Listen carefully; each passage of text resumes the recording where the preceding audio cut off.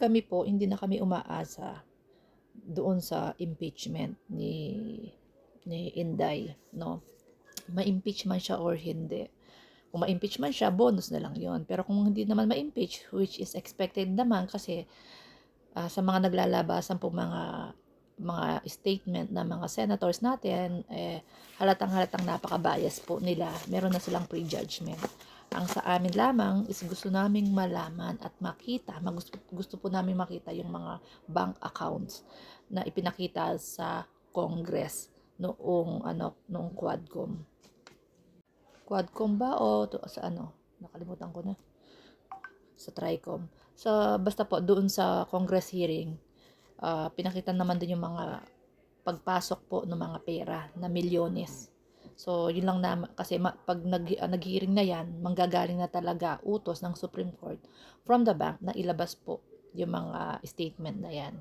So, yun lang ang gusto naming malaman. And gusto rin namin malaman kung sino yung mga alias. Kasi sabi ng mga DDS nga, mga alias lang naman yan. So, for sure, meron po yung mga original name na kung sino ang mga nakareceive ng mga confidential fund. Kagaya ni Marian Rivera.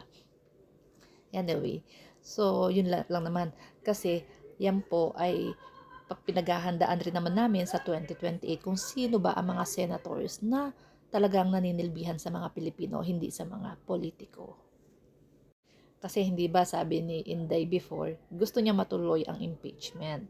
Dahil doon niya daw ipapakita yung kanyang mga ebidensya. So, gusto natin makita kung ano yung mga ebidensya talaga ni Inday na sinasabi niya na dahil nga mga alias lang yan, confidential yung mga pangalan. So, doon mismo sa impeachment trial, doon niya dapat ilabas yung mga tunay na pangalan, di ba?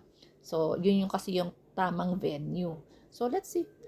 So, ewan ko lang kasi nga, itong mga kaalyado ni Inday, hinaharang na po yung trial. Trial pa lang ha, kina-question na kagaya ni Marcoleta. Kina-question niya yung proseso para hindi makapag-start yung trial.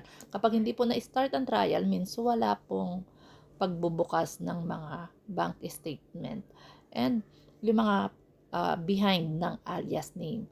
So, yun. Kaya kailangan matuloy talaga. Kahit hindi maparusahan, importante matuloy para malaman natin kung sinong mga senators ba ang naghuhudas sa mga Pilipino.